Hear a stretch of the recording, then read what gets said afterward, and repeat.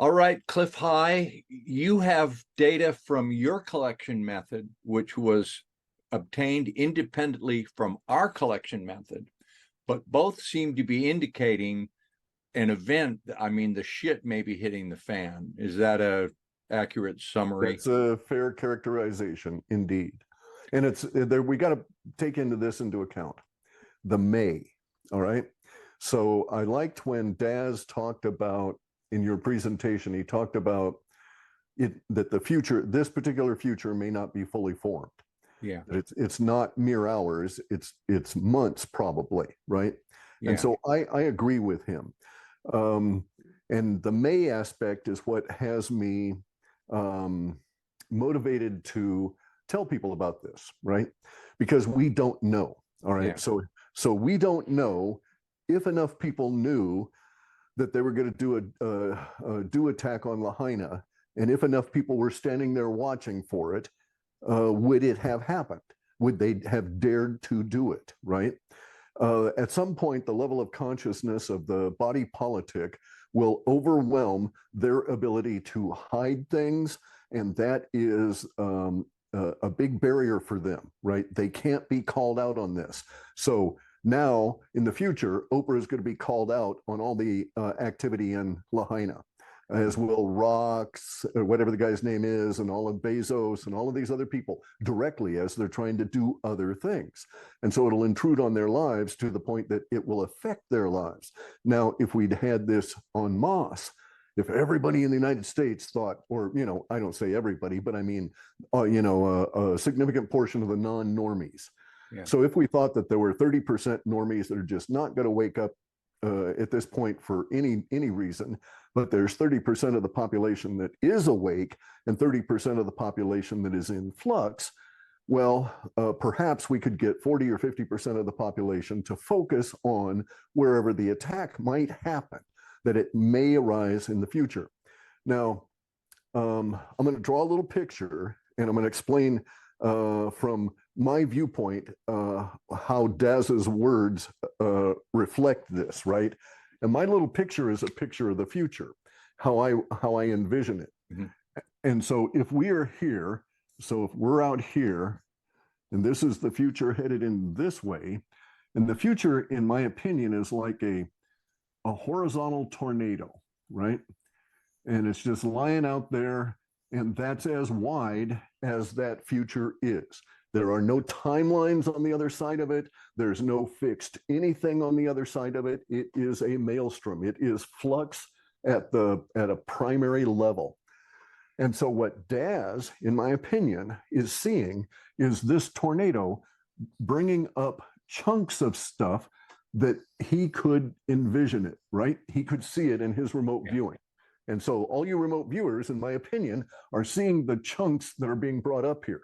Now, if we're standing right here, looking at it mere hours away, you're going to see the chunks of the manifesting future right as it is manifesting. Thus, the 9/11 call you guys got 6 hours ahead of time, right? Yeah. Because you were so accurate at that. But here we are at least 90 days out. And so if we're 3 months here, there's a little bit of wiggle room in this period of time here, so that we don't know what's going to actually manifest. Maybe this particular image of some place being a target for a do, maybe that will fold back into the developing reality, because we do things out here that prevent those people from making that decision to do it. Let me draw something for you. It's like the same thing. And my concept is that we have a forming wave here. So we have all the activity here is coalescing there. Like when you're surfing, there's no wave there, but you can see you can feel it.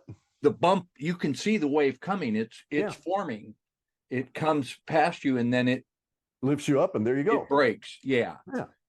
And Daz made another good point, is that remote viewers often tend to the amplitude of something. We may say, oh, it's the end of the world, like we saw the mushroom cloud. It's like, oh, it's a nuclear, but it was just a mushroom cloud from a volcano. It was Volcano. Okay. significant. So all right. So let's talk about significance for a second. All right. So this is very key. This is why we're here now, is because of a level of significance that I've never seen before within my work. All Yeah. right. So I'm going to erase this little tiny bit up here, and I'm going to draw you a building tension. Let me ask you something before you get to that. There's something I've always wanted to ask you. This is something I've always wondered about. What was the moment? Because I've followed your work 16, 18 years now, at least. When did you have the aha moment? When did you get the concept that, oh my God, human consciousness is a hive mind and people are picking up the future and they're writing about it, and I could go they're leaking about it. I'll tell you exactly.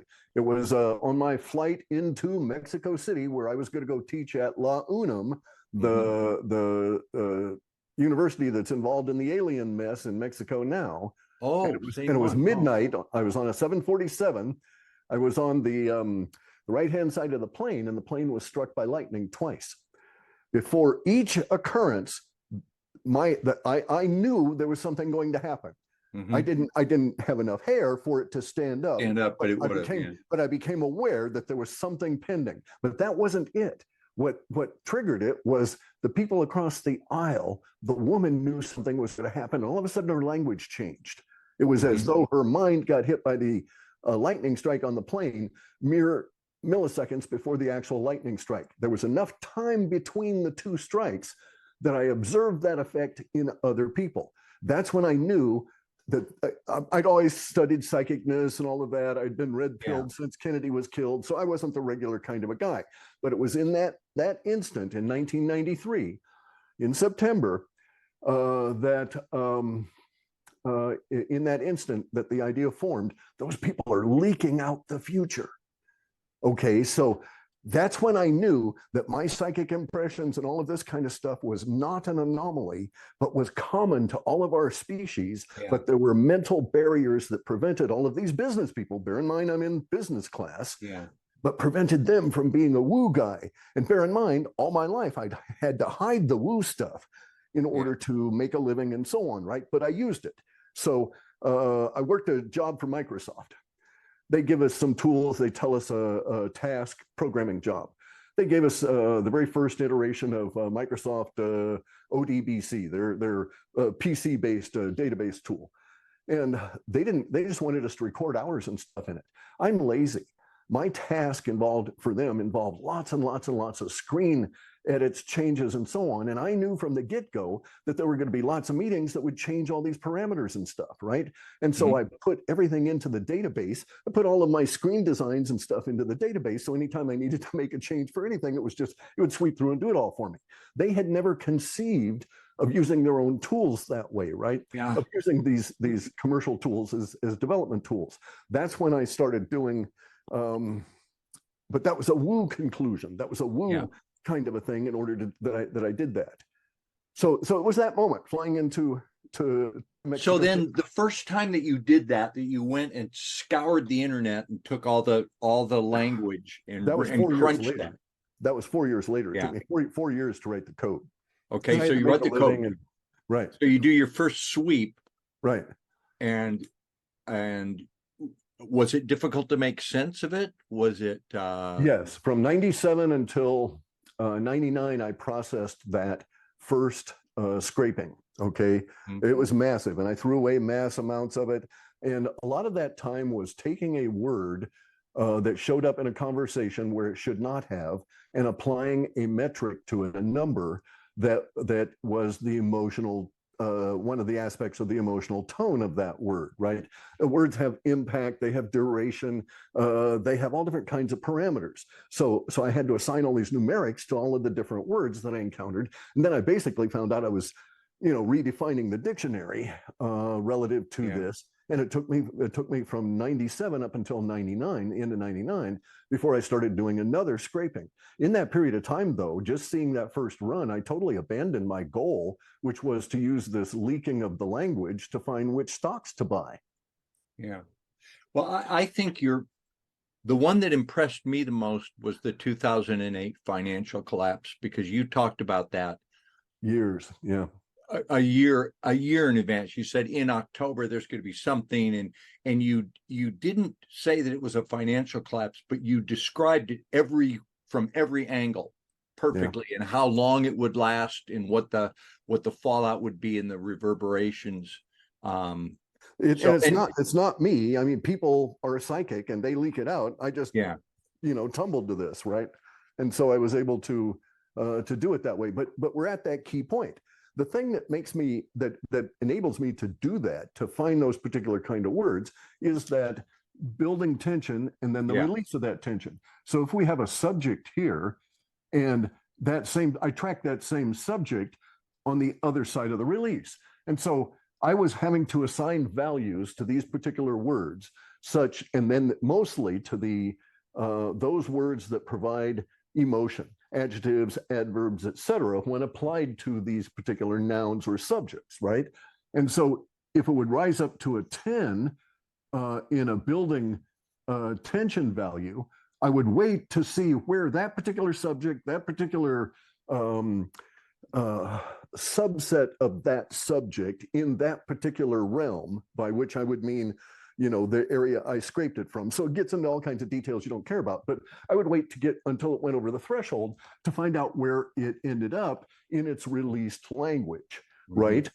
And so I've been constantly adjusting these numbers because universe provides a new impetus that says, okay, this is not really a 6 or not really an 8. It should be more like a 9 or a 10. And so I would have to adjust it as a 9 or a 10 to run the routines to analyze and see if it all fits and stuff, right? I'm not trying to create a model. I'm trying to actually analyze and see what is there. And I don't care about the value of the number. That's what a lot of people don't understand.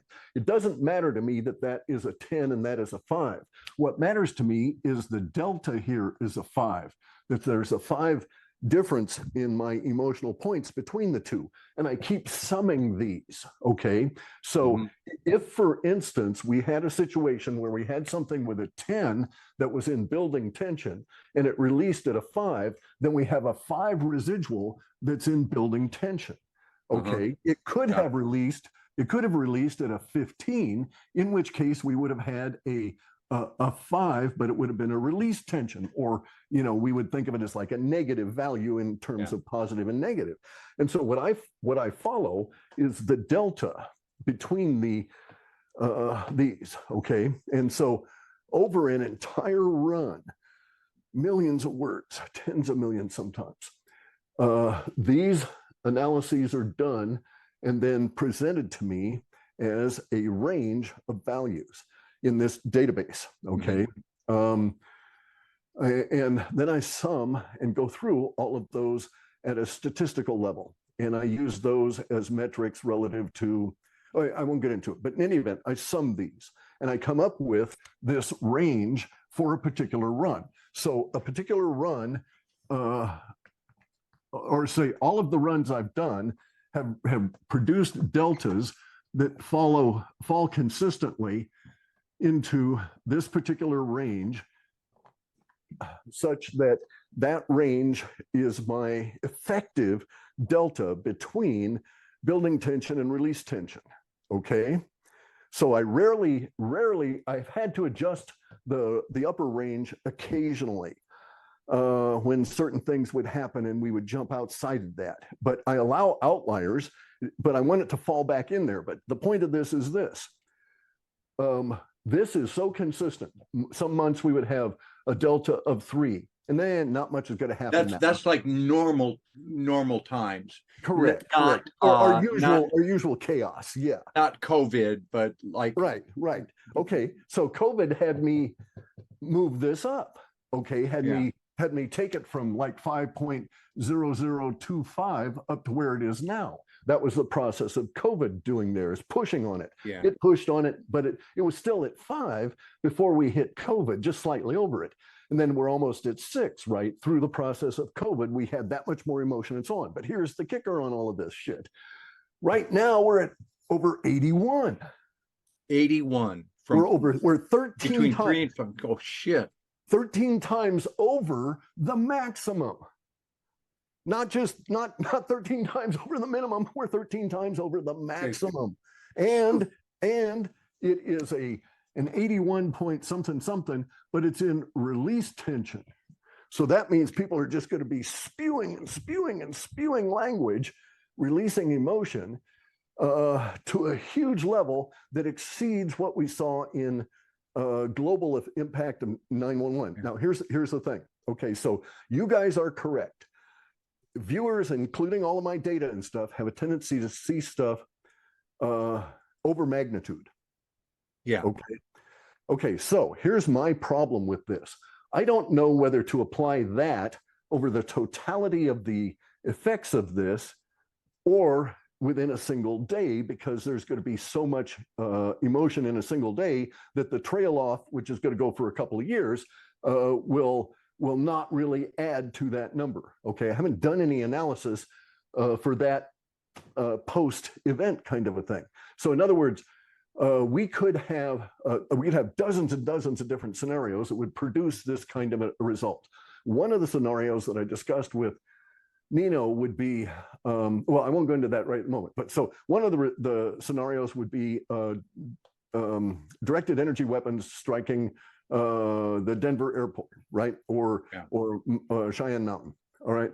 In a visible way such that the population is aware of the event, all right?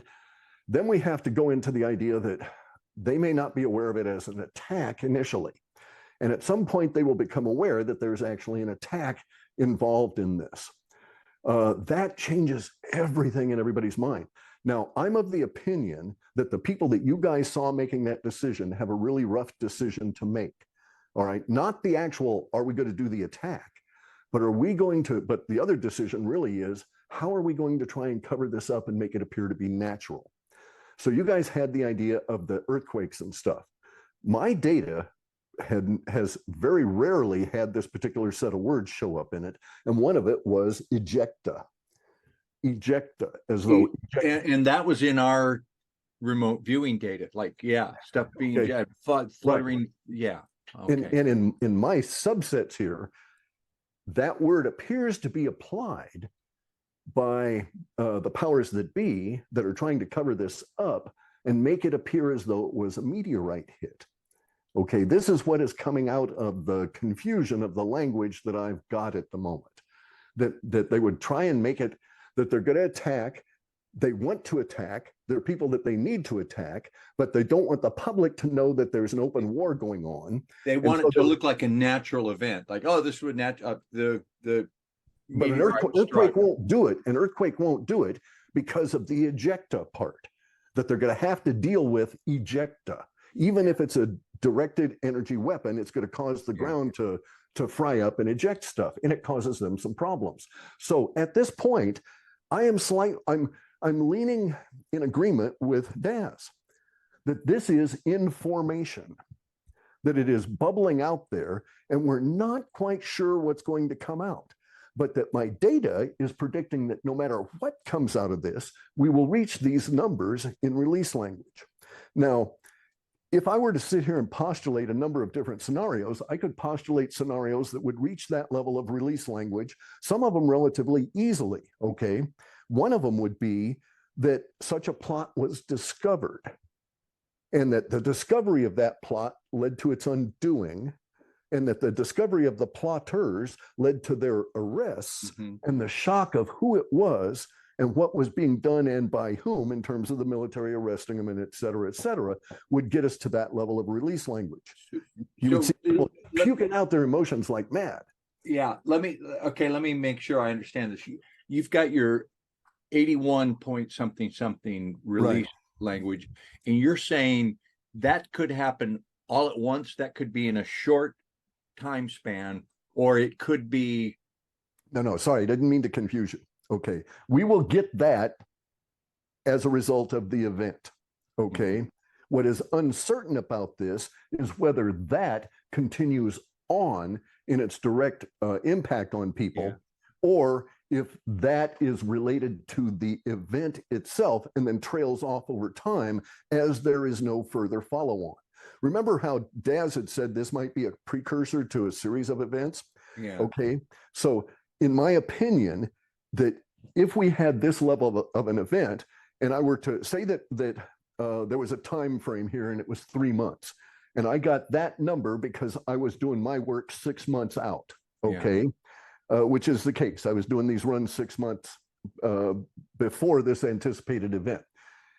What about all those people that are displaced, having to walk, having to flee, no vehicles working, they're carrying all their possessions and stuff? That's going to be a lot bigger than an 81 in terms of release language. Okay, that's going to be like World War III kind of release language, might even be in the hundreds. And so maybe if I were to do another run now, I would find that on the other side of this, we have those hundreds and hundreds and hundreds of residual release values showing up, right? But I haven't done that run for a lot of different reasons. My server was attacked for one. I haven't done that yet. So I don't know if to anticipate that or not. But the 81 is for the event.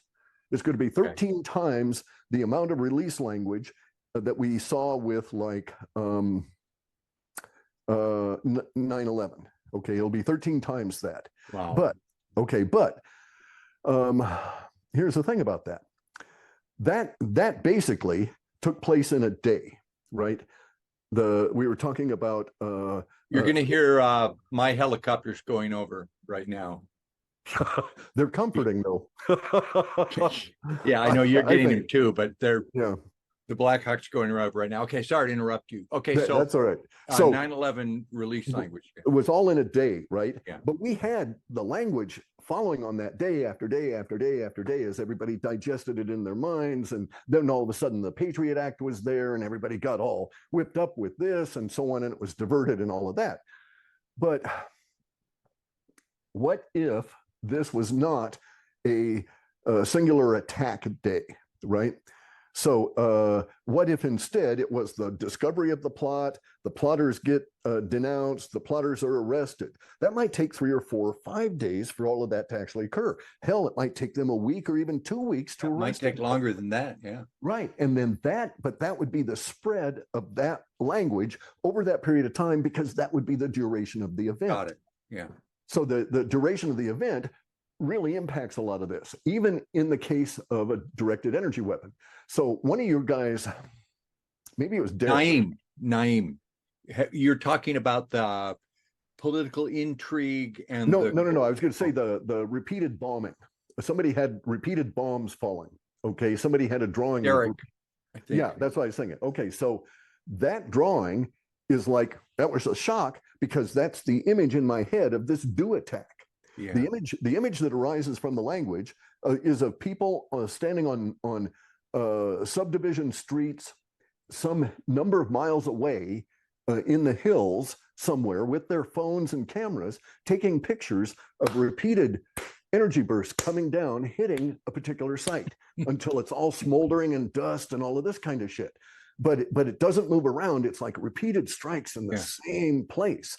And so it's like, I saw that. It's like, okay, now that could take 5 or 6 hours. That's the duration that's indicated in the reports. It seems to be that it's like people see it at 6 or 7 in the morning, but there's also taken photos of it at noon, that kind of thing, right? Mm-hmm. And so even that is going to impact how rapidly we build to the 81 and how rapidly it distributes itself, such that we're aware of it. Yeah. So that 81 may come across in an instant if it was a big enough attack, like the ejecta, and everybody thinks it's a meteorite and so on, and then the confusion that follows. No matter what happens, we're going to have confusion. Let me, for those who haven't seen our work, let me give a brief overview. We have remote viewers that we call Future Forecasting Group, and we're very good remote viewers, and we do cryptocurrency analysis, ancient mysteries, woo-woo, future events, and every month we predict the news events for the next month. In July, I saw, and we published this, a wall of flames and people fleeing for their lives from the wall of flames. I didn't know where, I didn't know what it was, but it was a big fire, and there were dozens of people running. I should call that up. I didn't have it handy. Well, that was the Maui fire. And Right. when I saw the Maui You guys are working fire, 1 month ahead too, aren't you? yeah, we published it 3 weeks before the fire. Yeah. And so I saw the Maui fire and I broke down sobbing. I looked at my work and I said, oh my God, I saw that. We had done a target in 2022 privately that we didn't publish that was looking, would the Hawaiian Islands be safe in the coming year? Were there any events that we needed to know about? And Daz Smith had drawn a coastline town that was hit with a directed energy weapon, with massive loss of life, with buildings destroyed, mountain to the east of it, Lahaina fire, absolute to a T, perfectly, in 2022. So a year before that happened, looking at a future event in Hawaii. And when we looked at that data, we just went, oh, that seems pretty far-fetched. And we put it away. And it wasn't until like 2 weeks after the fire, Daz went and said, I think I saw that. And we looked at his data. So we use remote viewing to look at future events. We've had some success. In this instance, they gave us a target that I still don't know what the target was. It was a near future event that I think may have to do with financial cryptocurrency regulation, something like that. Like when will BRICS use a gold-backed currency? When will the ETF be? Something like that. None of us got anything. None of us got anything that had anything to do with the target, but we all got this big event that we're describing here. And it was so much corroboration and correlation.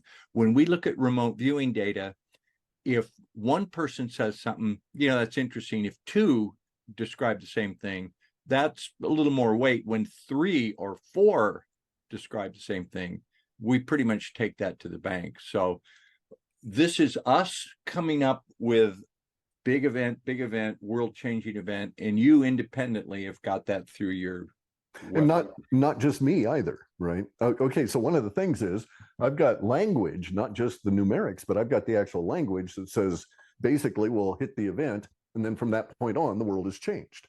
That it's like our official kind of we won't ever look back sort of a deal, except to see that this current time is ancient history. But it's not just me.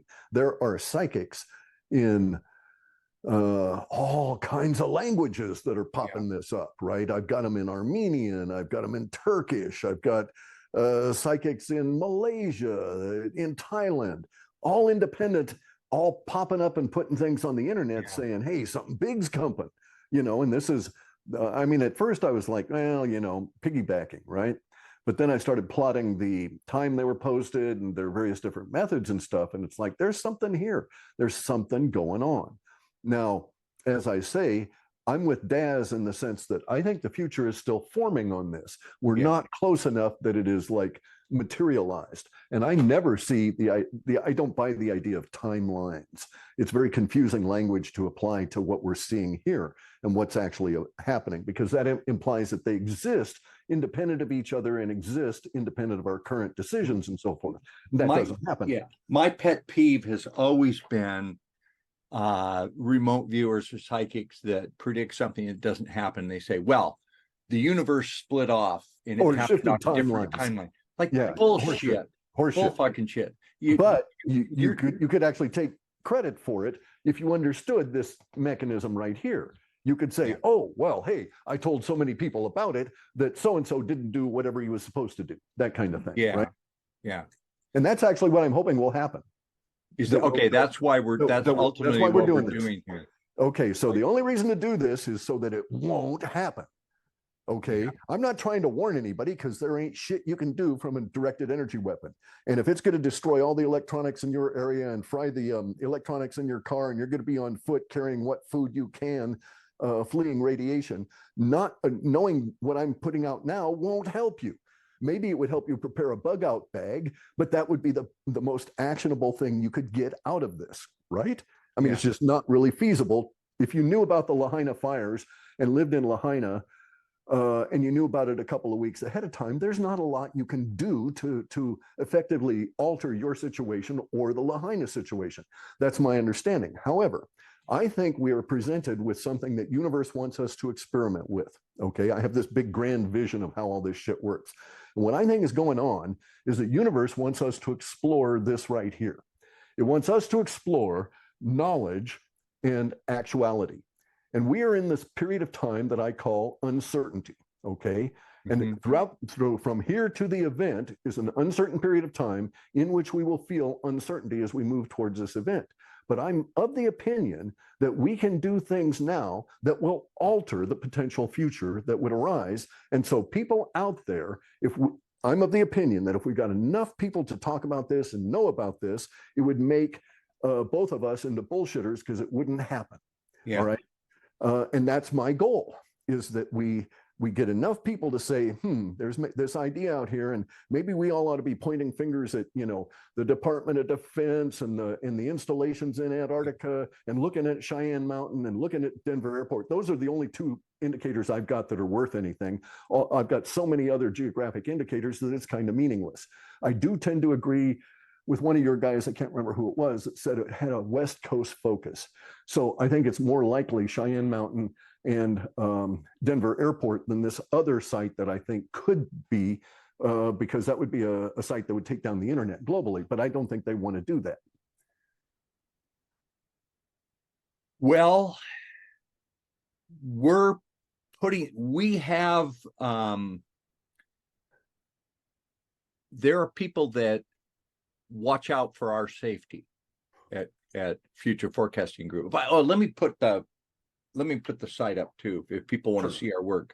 I gotta. They should go and look at your debrief on that. Yeah, and you can see it's at futureforecastinggroup.com, and you can get a free 7-day trial. So you can just sign up for the free trial, look at this, look at some of our other stuff, and then cancel, and you won't be charged. So it's there now. We do have individuals that, quote, protect us, that monitor us, that advise us. We got asked to do one. Somebody offered us $250,000 to do a remote viewing target. That was, one target. Oh, well heeled. Love those kind of customers.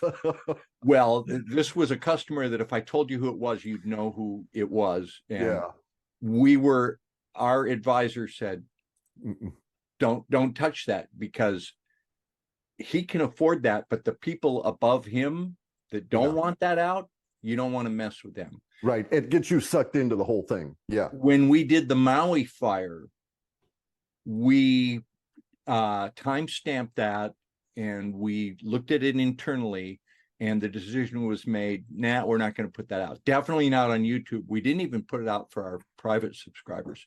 This, we've gotten the okay. And not only the okay, we were told you need to get this out. Okay, so that may be the same thing I'm thinking. Yeah, somebody wants to be. This needs to come out, and maybe we will stop it. Yeah, and so, but here's the thing: the good news for you and I is that we actually won't be called bullshitters if we can stop this. Okay, because the only way I can see that it can be stopped is that decision is not made, and that decision would come up and then be not made if we had so many people focused on those individuals that would make that decision. Thus, we must be exposing them in order that this thing not occur. This really, it gets tricky when you start talking about time and the dynamics of it all at this level.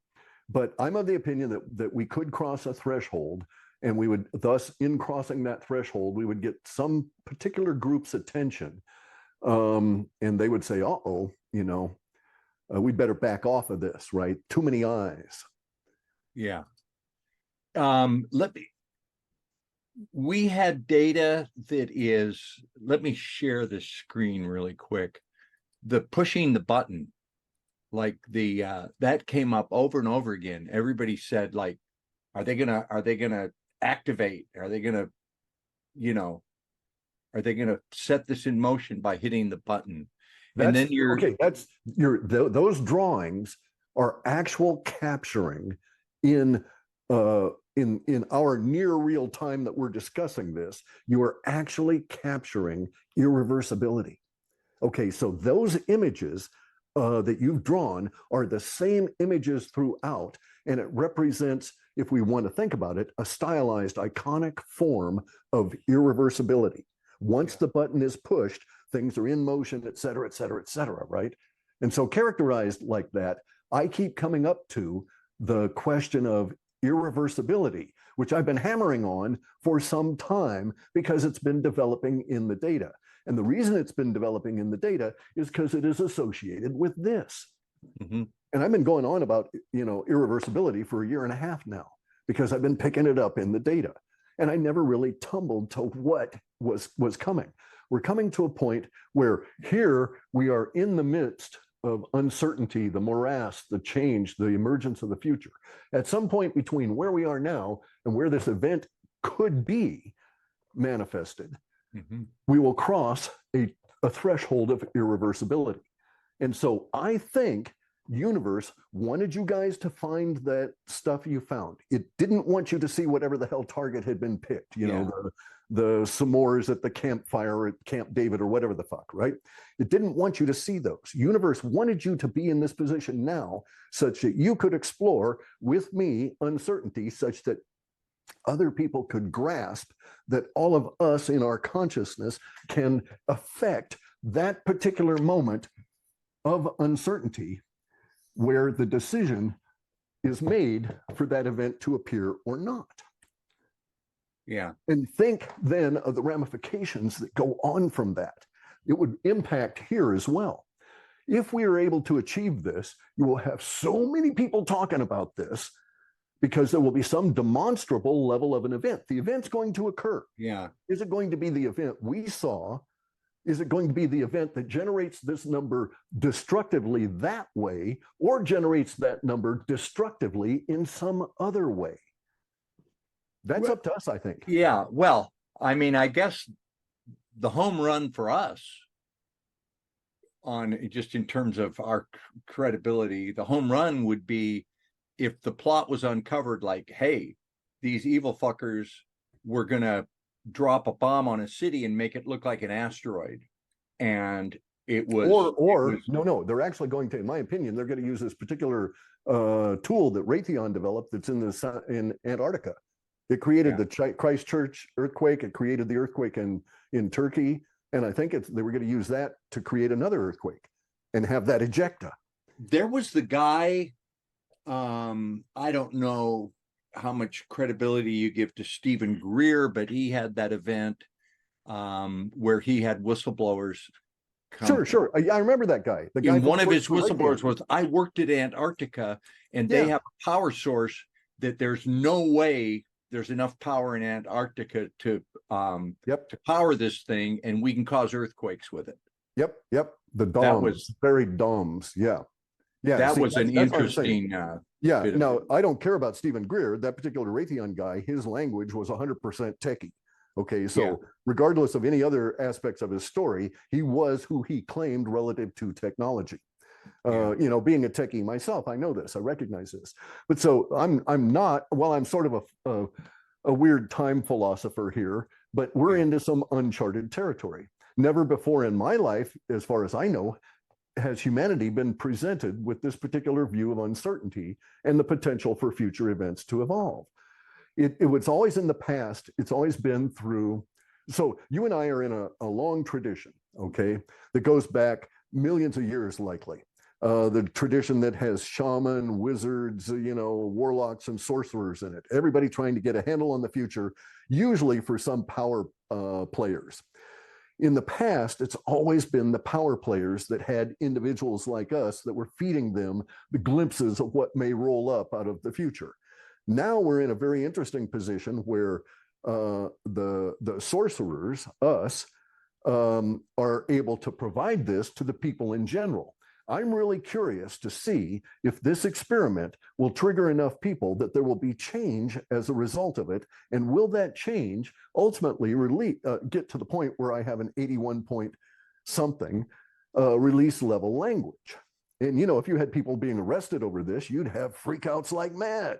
You know, what if Obama and Big Mike were part of this, right? And they got arrested. Yeah. And it was exposed that they were part of this plot and they were going to do this kind of thing. Man, you'd have freak out language everywhere. Oh, yeah. Yeah.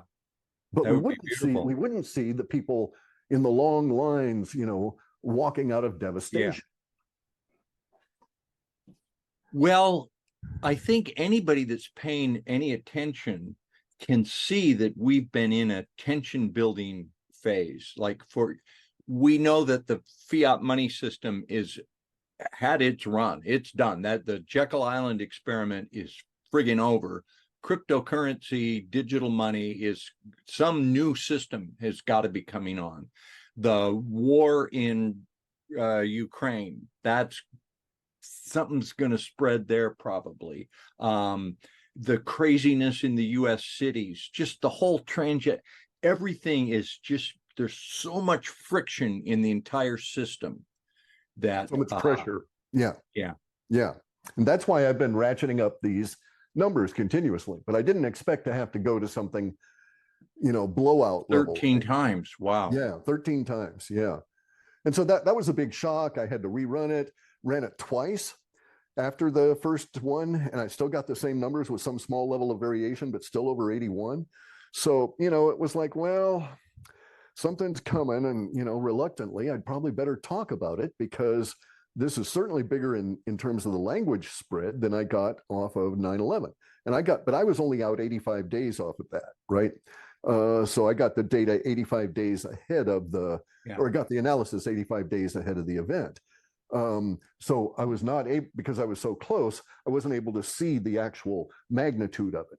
Now here, we may have a situation where I'm actually enlarging the magnitude of it because of this uncertainty question, and we'll end up with a fizzled balloon, and a few people will know that, you know, this happened. But I can't see a mechanism within our reality where the plot could be undone, could not happen without the exposure.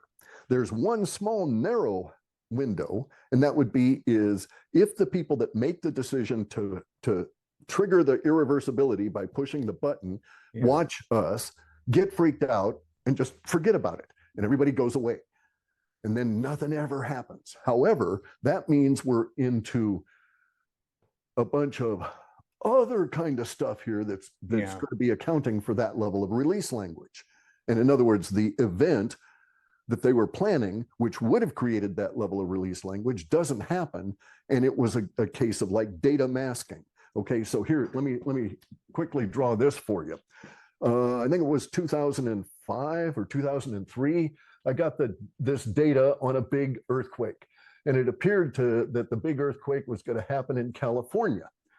And so I was right here. Now, part of the language for the earthquake said a courtroom would be emptied, people would be jumping out of windows, there would be a celebrity trial going on. I got this in January, and I think it was April. The Scott Peterson trial was going on, and there was a minor earthquake, and all of the language about the celebrity trial being disrupted, people jumping out of the courthouse, all of that kind of stuff actually happened. It manifested. Mm-hmm. But it was like, maybe it was like, you know, a 3 or a 4 earthquake. It just, for California, it was almost nothing except windows broke and stuff. This was in April. But then at the end of that year, on Boxing Day in December, we have Banda Aceh, 300,000 people killed, and the other language, a nation knocked back to a previous age.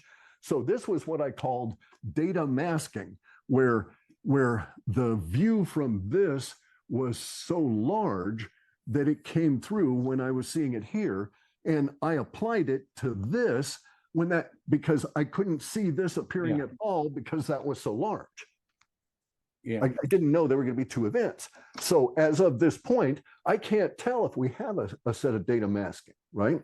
Mm-hmm. All I know is that I've got that kind of a large Banda Aceh view out here. Now, I could see the Banda Aceh kind of a view in the 81 in release language if we did indeed uncover the plot and all of that kind of stuff. But that would, of course, happen like this. It would be a case of data masking, and then that would collapse. sorry to get into the. No, that's I remember your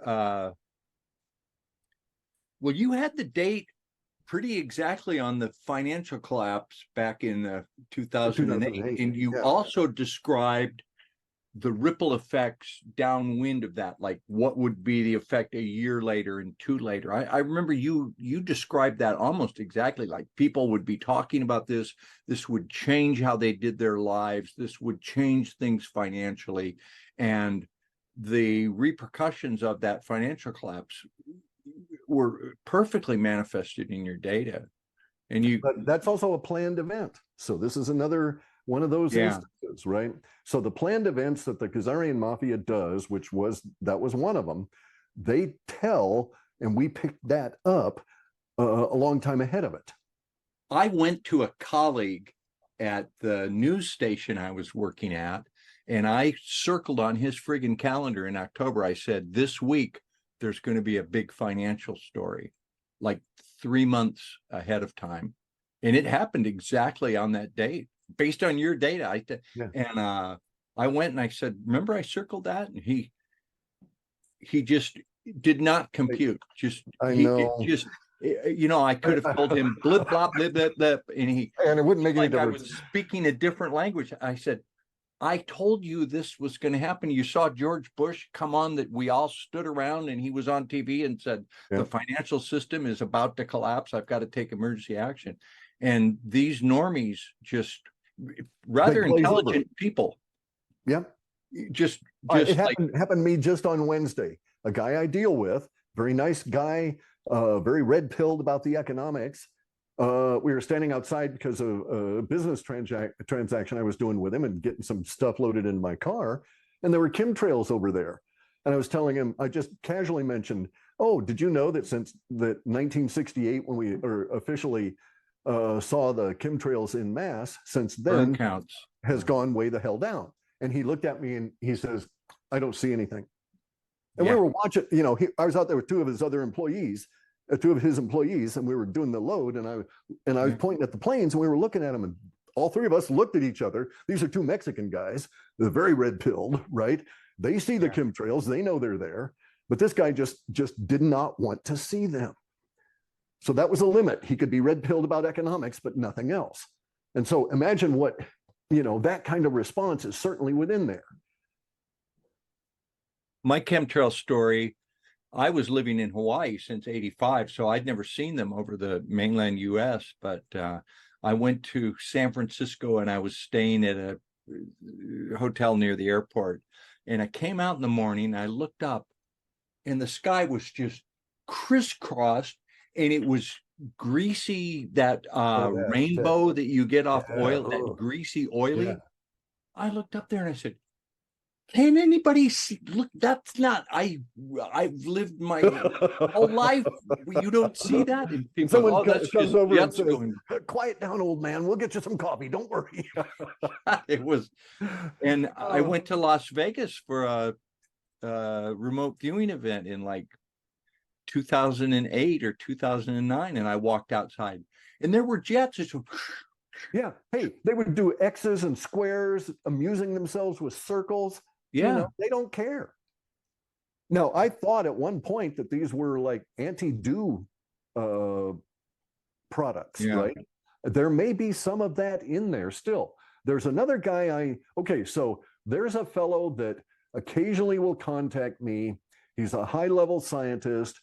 I know he does chemistry for the government, at weird levels. And he told me it's got to be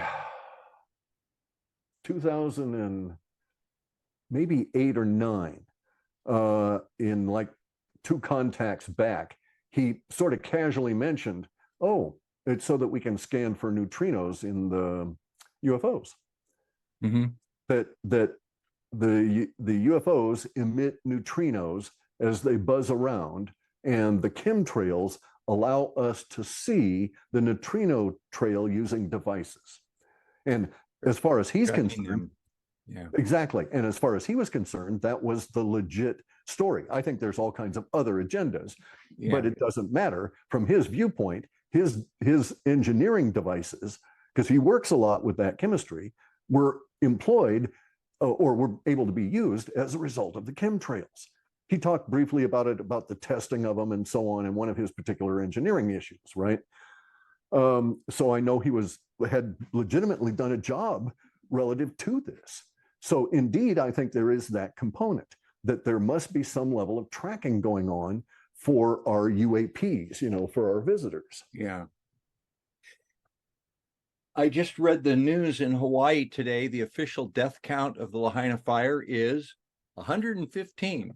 Every day they identify 3 more victims, and the death toll remains at 115.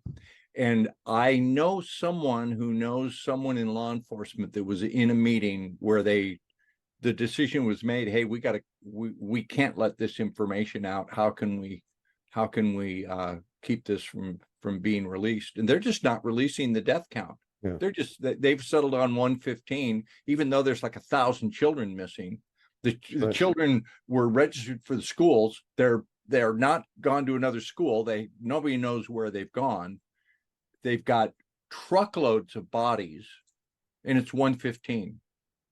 And they're ringing the whole place with that net or that barrier. Oh yeah, you can't drive up and take a picture of it. You can't stop and look at it. There's like, stay away. It's a no-go zone. They don't let the media in. If you get there with a camera, they'll escort you out. And I've heard from Native Hawaiian practitioners that the spirits of a lot of the Native Hawaiians that were killed have not crossed over, that they've congregated in a cave east of Maui, and they're righteously pissed off. That place is going to be haunted. I think, okay, so we are involved in a war at a very serious level. 9/11 was part of the war. All of these events that have been happening to us, since 1913 and before, are all part of this war. So the Khazarian Mafia engineered that the US should go through a crippling economic problem in the 1890s. And that was pressure to try and get us to adopt their currency in 1904. And we got Teddy Roosevelt instead, who told them to, Didn't work. Yeah. Right. And then finally they got a weak Woodrow Wilson in, and they blackmailed him with the threat of the life of his daughter. And he signed it. Christmas Eve, they got the Congress to pass it, and yeah. Right. So I'm of the opinion that these are the guys that have to do something. That they have a level, they understand we're in uncertainty, and they understand that they're in the midst here. And if they don't do anything, they're going to be exposed as all of the system comes unglued. I think so Nino asked me, could this be part of our elections? My data set really damped down on the idea of elections happening, okay? Even though there's all of the political language and so on, it's all being subsumed by whatever the hell this event thing is. And I'm of the opinion that the people that are planning this, while they have evil intent to humans and so on, they're actually doing it to try and save their asses. Okay, this is not remote viewing data, and this is not data that we've gathered through analysis. This is just my personal take. What I think is that this system is it's broken. It needs to come apart at the seams, and they're running it intentionally into a wall. It's going to crash, and they need an excuse. They need a big event that they can blame it on, so it doesn't get blamed on that. Oh, we didn't just inflate your money. Damn meteorite. It was this event. It was an act of God. But by us exposing it, there are enough people there that say, hey, we can't pull this off. We gotta stop it. Okay. And so I'm hoping, okay, and we are in a war. A lot of the war is being carried out surreptitiously. Okay. So there are people that are working for the Khazarian Mafia that are basically spies and agents of humanity, you might say, right? So a military officer gets an order that he knows is illegal, and he is in a quandary. He can't refuse because it's a legal order, but it's an illegal act they want him to do. So Yeah. he does something and then the system breaks and the illegal act doesn't happen. That's usually how these things come apart. Okay, is that that individual that's put in the position where his gonads are on the line for this, either way it goes, right? If he does Yeah. the thing, then he might be nailed for the illegal act that he did. But if he doesn't do it, then his boss might get him for not doing it, right? Yeah. For disobeying the chain of command. And usually there will be an accident or an unforeseen something that prevents it. So, you know, you might have something that you're tasked to do and it requires certain gear. And so you call your buddy over at Motor Pool and you make sure that all the trucks that have the capacity to haul that gear to you for that particular illegal act, all of a sudden have to have their oil changed or whatever, right? Yeah. So it just can't get to you. I'm hoping that those kind of things will happen, but even so, even if it is disrupted at that level, we still have the pending event aspect of it. Okay, so that release language, that 81, you think that's one way or other that's baked in the cake. That's a done deal. That's already manifested. To the point that my data could pick it up. That's Yeah. the whole thing, right? So it's weird to think about this stuff, and I've been thinking about it for a long time, so I have a tendency to gloss over it. I mean, I've been thinking about this stuff for like 30 plus years, but you're Yeah. quite correct. And what happens is that because we are able to see it, because Daz was able to see it, because you were able to see it, and especially because you guys couldn't see whatever the hell target you'd been aimed Yeah. at and could only see this, universe is forcing us to deal with the fact that this event is baked in the cake. And in my data sets, it's baked in the cake at that level. However, we manifest that level. So we could all decide, say that, you know, 5 or 10 million people hear all of this stuff and get all whipped up. Those 5 or 10 million people would include people that had some level of power. We could, all 5 or 10 million of us, decide, okay, we can't have this. We're going to do whatever we can now to stop this.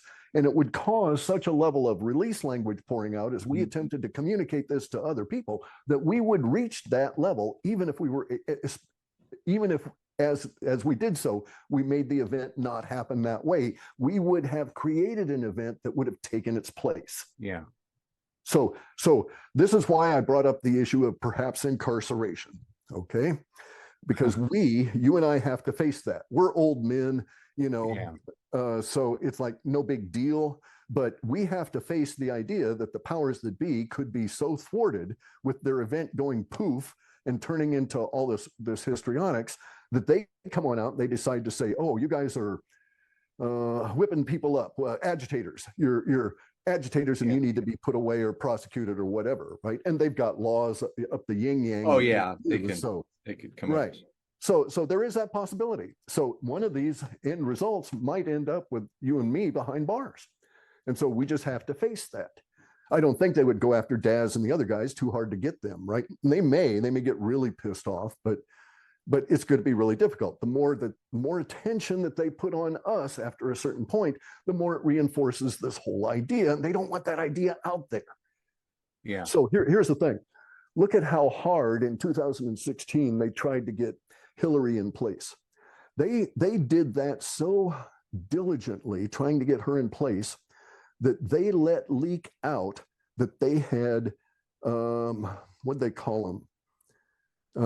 Those parties, the spirit something parties. Spirit cooking. Exactly. Okay. So they let out, they were spirit cooking. Yeah. Oh, all right. So I know lots of people that are like sorcerers, shaman, like natives, you know, various tribes around here and stuff, right? Even down into Mexico. And so these individuals were telling me months ahead of time, there's a disturbance in the force. I'm getting up. I got headaches, you know, and so on, right? And I thought they were ill. I would recommendations, but it wasn't that. What they were feeling was this gathering of the witches for this spirit cooking thing. Now, witches and warlocks have to use physical matter. They've got to use stuff. And this is physical matter magic, right? Babylonian money magic, we call it.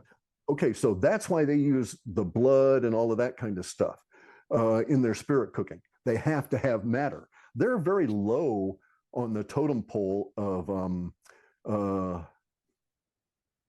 reality manipulators. And if you read into the language, it does not say in the Bible, thou shalt not let a witch or suffer a witch to live. Okay, that word that they're using there is not the word for witch. In Hebrew, it's another word that has no real translation, but modern day they translate it as sorcerer. And there's a difference. So if you get onto this path and you start doing witchery, and you're female, you're going to go so hard and stop. But if you're male, you have the potential to cross over to these various different levels. But if you do so, you'll eventually get to the point where you don't have to deal with matter anymore. And that's why they call them sorcerers. And the Hebrew word is like KSAPH or something. And it doesn't translate to warlock. It doesn't translate to witch. And it's one of those words that were given to us by the L. Okay, I found that word in Avastan, which is an analog to Sanskrit that's older than Sanskrit, or at least contemporary of ancient Sanskrit. And that word in Avastan is somebody that had a native ability to bond to their mind to machine control systems. So what they're saying in that— Why they're UFOs? Well, it was everything. It ran their power plants. It ran their land vehicles. Yeah. Oh, okay. You know, it provided the power for their jets in the form of plasma. They had little jets that they used that weren't spaceship, that were just used in regular land traffic. And those were charged by these devices and everything.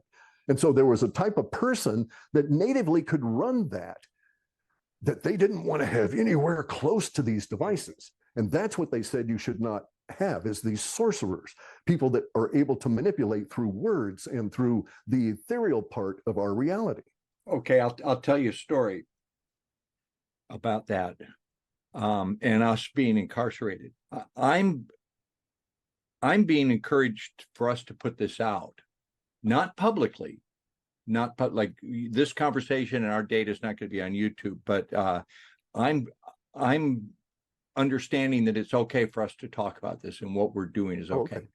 I did a target. I'm paranoid. So I did a target a few months ago where I had such good target contact, and I was just on that session, that I said, I can affect the past. I think I can go back to this target and I can make something. I remember that. And I mean, your email about it. Yeah. Yeah. I was told, Dick, stay away from that. Don't publish that, because what you're doing is you're getting into magic. People that can manipulate reality, that's their game.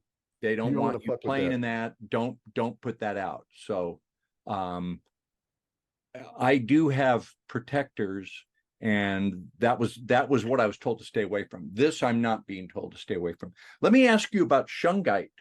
Yeah. Yeah, I've got mine right here. Whoops. You sent me this, and I've been using it for remote viewing. I had a couple good sessions where it didn't enhance visuals, but it enhanced conceptual data, like words, phrases, ideas, had a little more complexity I was able to get. I'm not sleeping real well. There's a problem with that. Yeah, you can wear it too long. Okay, just like with hematite and some of these other stones, you can have them too long in your possession, and it literally will change your level of vibration so that it affects your sleep and such. So I wear it when I'm doing work as an EMF protector. I'm not doing it for psychic stuff. So what's the theory behind this? Is that this shields electromagnetic waves? So what happened is that the meteor struck in Russia, and we've been mining it ever since. I don't know the details of when it hit or any of that, but the mineral is unique. Shungite, the mineral, the formation of it is unique.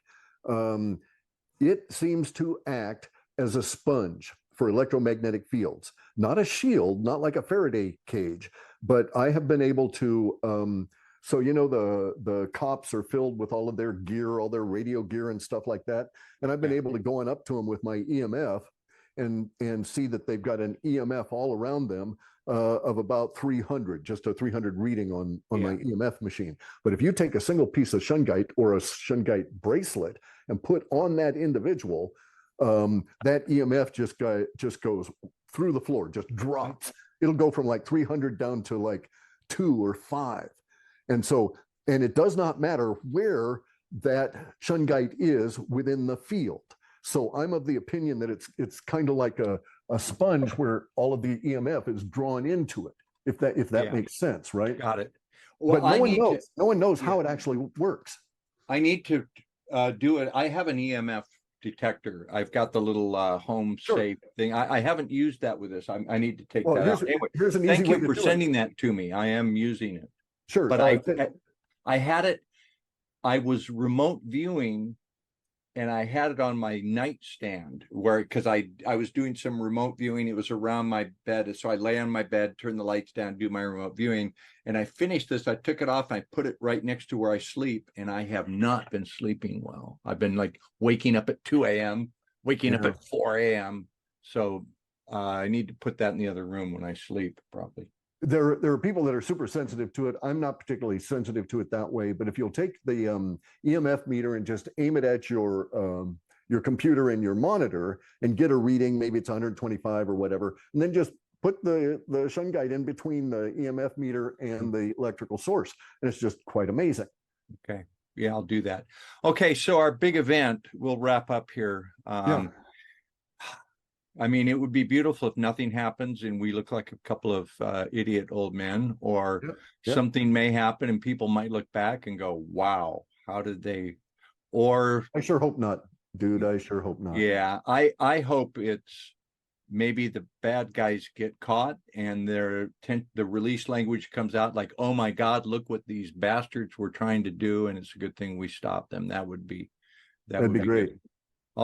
Always great to talk with you. To see all of our work at Future Forecasting, one more promo advertisement. It's futureforecastinggroup.com, and you get a visionary level membership 7-day for free. And if you get the visionary level, you can go in here. We've got like 500 videos you can binge watch for a week around the clock. And we put a lot of data out. You guys are also you're the best on the planet, and you're certainly the best on the planet in the public eye.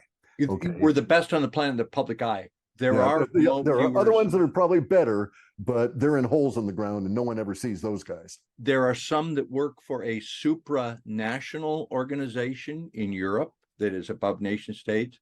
The military, I know Glenn told me that last he checked, he lost his clearance when he retired, but people that he knows they're still in the business said they didn't stop using the form and I've talked to Navy SEALs, Navy Rangers, the Navy, the Air Force, they've all got their own remote viewing program. Well, hey, here's something else about that. Talking to a Marine the other day, and they're pushing psychic stuff out. So it's just like technology to them now. So even they're pushing psychic awareness classes down into, like the Navy SEALs, but also into like regular units now. So that's really amazing that they would even have these kind of classes. And they titled it as situational awareness, up leveling or something, right? But the Marine was telling me the kind of things they were doing. And it's like, crap, they're teaching you guys how to do remote viewing in the very near term. What's around that building, that kind of thing. When I was a reporter, there was a conference held at the convention center here, and it was like neuropsychology, brain study people. And I was going through doing a story, and I ran into a woman that had electrodes, and they would check your brainwave. And I said, let me see. I do a kind of a specialized thing. Let me see if I can tweak your thing here. And so I kind of did. She said, you're pretty good. I said, well, I'm involved with something called remote viewing that was developed by the military, and I'm really interested in, could an electronic signal enhance that? And she started like we had this really interesting half-hour long conversation. She said, I really enjoyed talking with you. My son is a U.S. Army Ranger, and they do this. And I said, oh, okay. She goes, yeah, they do that. They use remote viewing. He's trained in it. I said, oh, okay. Well, it goes back to the Revolutionary War too. I'm going to forget the name of the tribe, upstate New York. They recruited this tribe and they embedded them with the again, I'm going to forget the name of the Rangers, then the original Rangers that were attacking the British through the Roberts Rangers, something like that. Exactly. Yeah. That group had a member, each one of their little subgroups that we would call a company, 8 or 10 men, had one of these native people, one of these Indian tribe with them specifically to talk to each other mentally and to also guide them through not just the brush, but the enemy because of the remote viewing from that particular tribe. I mean, there were always soldiers who would just suddenly duck or take a step to the left and the thing would come by. And I know that they were looking for Morse code intercept operators. So they would have people in the intelligence agencies that would put on headphones and get in front of them. They'd listen to Morse code from Russia to East Germany or whatever, and they would spend an 8-hour shift listening to Morse code and listening to those tones for those hours with headphones on in a little cubicle would put them into an altered state, and they would have spontaneous bilocation events, and they knew it would happen. So that was my teacher, is he was working overnight listening to a tank in Vladivostok, a tank squadron or group talking to Moscow, and they sent him a Morse code message and he was copying it, and the operator said, oh, I didn't get that, send again. He's going, God, this guy doesn't know how to do Morse code. And he was just going, God, this guy's an idiot. And his attention was there, and all of a sudden he had this dream where he saw the Russian tapping the Morse code key. His supervisor saw him falling asleep, came over and kicked him and said, Sergeant, Corporal, wake up. And he, oh my God, falling asleep on duty is the worst thing in the military. Right. He said, what are you doing? And he said, I saw the person. You what? He said, I saw the Russian. Tell me about that. And they said, give me your badge. You're relieved of duty. Get out of here. Go report there. He thought, oh, I'm in deep shit now. So they gave him 2 days of psychological review, made him sign a non-disclosure saying you'll go to prison if you talk about this. Now go back to work and go over here. And they said, we need you to do that. So they were looking for people, and that was the original remote viewers. There's something, Cliff, that is, they can't tell us, and they've let out remote viewing into the public in a watered down version, that we don't do what the really good ones in secret do. I think it's something to do with some step tones or some tones that can put you in an altered state where you will go to target like that. And that's still very classified. I try to, anytime I ask Glenn about that, he changes the subject. He just goes, oh, how about the Dodgers? They lost to the, just right. Won't even address it. So somebody, if we figured it out for ourselves, that would be an experiment. Right. Not the hemisync tones. There's some way to, and I've got a wave guide. Yeah. I've got a theta track that does get me mostly there. Like there are times, and not every time, but there are times when, I have an experience. I'm there. I see it as clear as I'm seeing you on the screen. So anyway, great talking with you. Futureforecastinggroup.com. We'll keep an eye on this. Are your data sets ongoing? Will you have more data? It's not automated. So it's a old batch process back from the 90s, right? So I can and will do another run. I had just started to do one, and my servers got hammered for 3 days and everything was taken down. So coincidence, right? Yeah. I will do another one, but I can't really discuss when I might or when the results might come on out because I don't want my servers attacked anymore. Yeah, and wave to the helicopters when they go by. There's interesting stuff there. Yeah. All right, Cliff, thank you so much. Stay Sure. safe All over right, there. we'll see you. And I need to send you some more Kona coffee one of these days. Thank you for the shungite. Yeah. Yeah. Well, you know, my favorite coffee has always been Maui. That's where I buy it from. I've got white buckets over here of 20 sacks of Maui coffee. It's good stuff. Yeah. Yeah. Okay. Very good. Talk to you later. Aloha. Okay. Bye-bye.